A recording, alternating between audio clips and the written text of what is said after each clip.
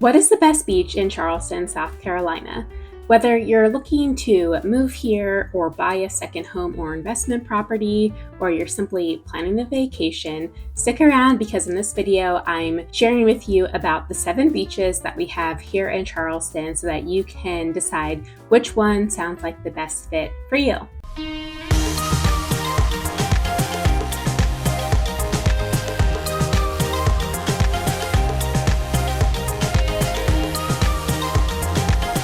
If this is your first time to the channel and you want to know everything there is to know about living in Charleston, South Carolina, then hit the subscribe button and tap the bell for notifications so that you can be the first one to know about all things Charleston. Hi, I'm Sarah. I'm a realtor here in Charleston, and I get calls and emails every day from people just like you who are looking to make the smooth move to Charleston. So whether you're moving in 9 days or 90 days, I'd love to connect. Shoot me a text, an email, or a phone call, and I look forward to helping you make your smooth move to Charleston. The first beach we're going to talk about today is Sullivan's Island. It's about a 20-minute drive from downtown Charleston through Mount Pleasant and over the Ben Sawyer Bridge, which is a drawbridge, over to Sullivan's Island. Sullivan's Island is very small. It's only about 2.5 square miles. It has this really small town, cozy feel to it, yet it's also the most expensive zip code in the entire state of South Carolina. Middle Street is the main drag of Sullivan's Island, and it's got some incredible restaurants. Poe's Tavern is really famous for burgers. It's actually named after Edgar Allan Poe, who spent some time here. One of my personal favorites is Obstinate Daughter. It's Mediterranean food with some just really fresh seafood and homemade pastas. It's incredible. And the Co-op is also really famous. They've actually franchised into other states now, and they have some other locations like Isle of Palms, and they're building one out in Somerville, Nexton area. So they're really expanding, but they're most well known for their frosé, which is frozen rosé. Now they have it in dozens of different flavors, and they also have a pretty viral Instagram account. It's very uncensored and people just love it. If you're looking for other things to do on Sullivan's Island, you can check out Fort Moultrie. It's a National Historic Park that played a crucial role in repelling the British during the Revolutionary War from seizing Charleston. The lighthouse on Sullivan's Island has become a symbol of the island. It was actually completed in 1962, which makes it one of the newest lighthouses that has been built in the United States. You can see this through its very sleek, straight design and its simple black and white coloring. It's not open to the public, but you can still take a selfie with it from the bottom. I personally love Sullivan's Island. If I had to pick just one beach to go to, it would probably be my personal favorite. I love walking the tip right by the lighthouse, especially at sunset. You just see the most beautiful sunsets because you can see the Charleston Harbor and the downtown city view, as well as the Ravenel Bridge. You can see the big cargo ships coming and going sometimes, as well as, for now anyway, the cruise ship, which at the end of this year, 2023, it's actually not going to be there anymore. But at the time of this recording, sometimes you see the cruise ships go by, and it's just a really beautiful spot to walk. You can actually park on the side streets there. Just check the signs and make sure that it doesn't say residents only, but as long as there's no signage, you can actually park on the side streets. And one of the reasons people love Sullivan's Island is because it has this very cozy small town feel and a strong sense of community. It's only about 2,000 residents, and there's not a lot of short-term rentals, which means that while people come for day trips, there's very few people that are renting properties there. There are a handful that are grandfathered in, but otherwise you actually can't do short-term rentals on Sullivan's Island, so it keeps this feeling of close-knit, local, cohesive community. Now, as I said, it is the most expensive zip code in the entire state. So far in 2023, based on 22 total closings, the median priced house on Sullivan's Island is $4,737,500. The second beach we're going to talk about today is Isle of Palms. Isle of Palms is right next to Sullivan Island. It's about a 25 to 30-minute drive from downtown Charleston. You can get there either through Mount Pleasant on the IOP connector, so IOP, short for Isle of Palms, or there's this tiny bridge that connects Sullivan Island to Isle of Palms, and this area is called Breach Inlet, where the two islands almost meet. Isle of Palms is about 4.4 square miles. There's a popular commercial district when you first come over the bridge, and right there's a pier, a county park, and tons of restaurants and bars. Now, quick note that the pier is actually private, so you most likely can't access it unless you're staying in one of the condos that has access to the pier, but the county park is of course free, and like I said, there's a lot of great restaurants and places to check out. There's a couple really popular ones. The Windjammer is a very popular bar and concert venue. They have this cool setting right on the beach where you can see the stage and the beach is behind the stage, so it's pretty neat. They get some decent sized names there. I mean, it's a pretty small venue, so it's more local and smaller name bands, but I actually saw Darius Rucker there a couple years ago.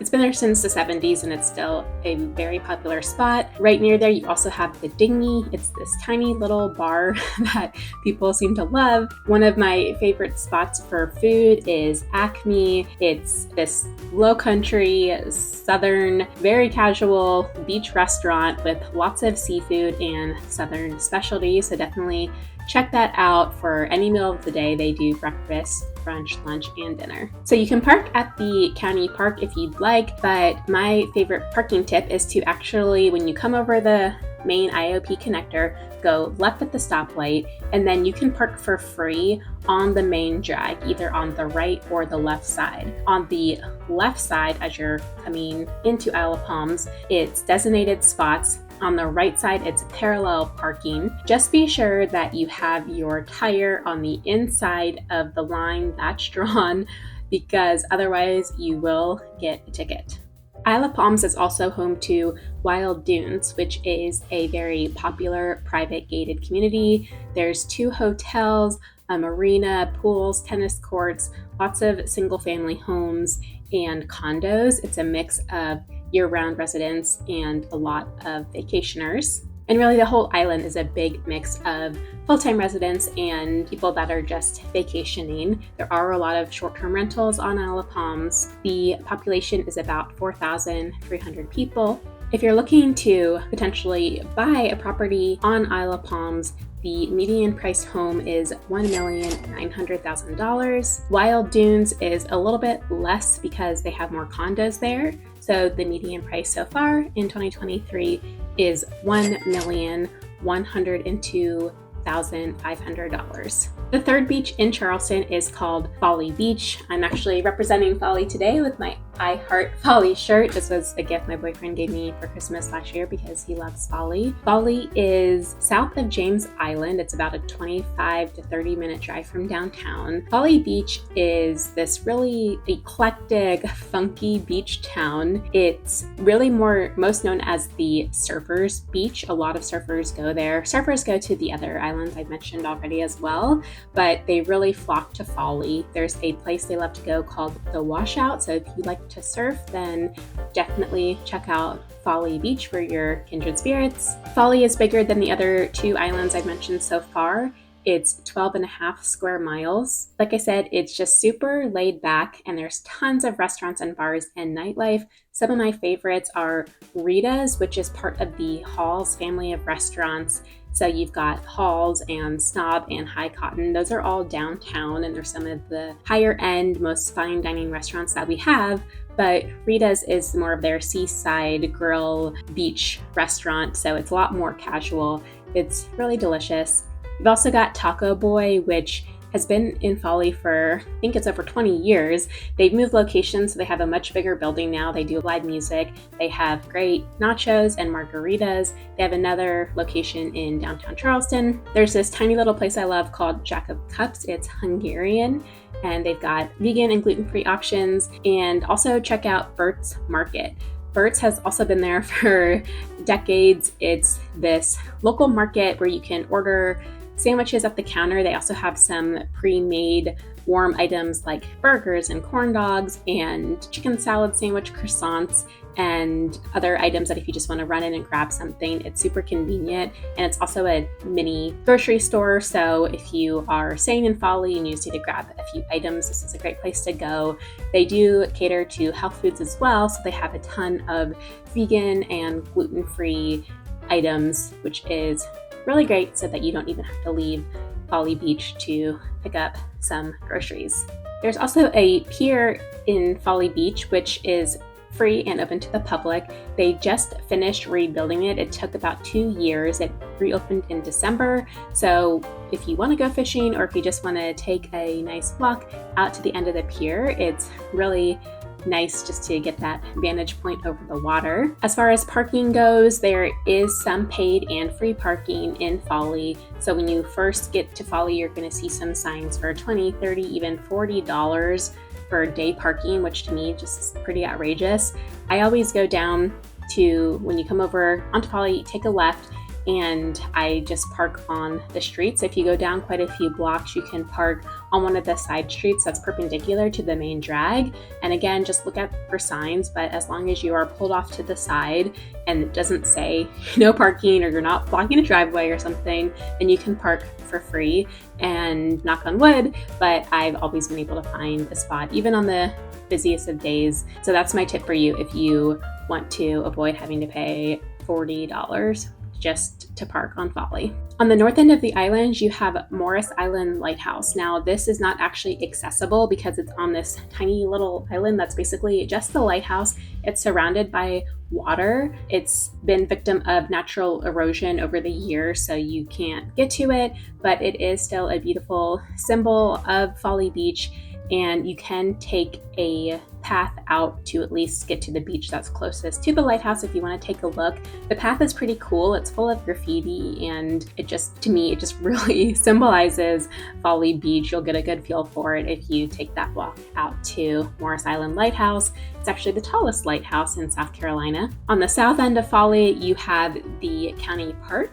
So if you'd like to go park here, you can, and they have bathrooms and pavilions and gathering places. So if you're meeting a large group, it could be a good place to hang out. It does get pretty busy at prime time and in the high season, but it can still be a good option. It's also a really beautiful place to take a walk. Folly Beach also has a mix of year-round residents and short-term rentals and vacationers. The population is about 2,000 people. Now, interestingly, Folly passed an ordinance in February of this year reducing and limiting the number of short-term rentals that they allow. So it's about 1,200 now, but they're reducing that down to 800, which means the amount of short-term rentals is going to be reduced over time over the next few years. It's not something that's going to happen overnight, but it's had a big impact on the real estate market there, which I go into in my June market update video. So if that's of interest to you, then definitely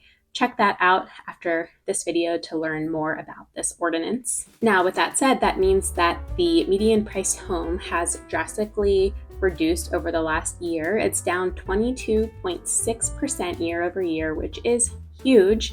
The median price in 2022 was $1,050,000 on Folly, and right now at the time of this recording, midway through 2023, the median price is $812,250. So as you can see, that's a huge reduction, and it's attributed to the fact that people can no longer rent out the homes as rentals. It's just limiting the pool of buyers. So we'll keep tracking this and see what happens over time to the property values in Folly. The fourth beach in Charleston is Kiawah Island. Kiawah Island is about a 45-minute drive from downtown Charleston. You go through Johns Island to get there. Kiawah is the definition of luxury. It's very high-end, is a private gated community. You have 7 world-class golf courses here, so if you love golf, this is the place to be. Kiawah has actually hosted the PGA tournament twice. You've got 10 miles of pristine beaches here, and it's really this outdoor oasis. You've got kayaking, paddleboarding, bird watching, and nature center. On the west end, you have Beach Walkers Park. This is actually the only public area of Kiawah, so even if you're not staying on Kiawah to get behind the gate, you can still check out Beach Walker Park. It is a hidden gem. It's got unspoiled expanses of sand, and it's the best of both worlds because you have the ocean as well as views of the Kiawah River, so it's a beautiful spot. If you want to vacation on Kiawah, there is a large selection of private villas, cottages, and homes for you to choose from.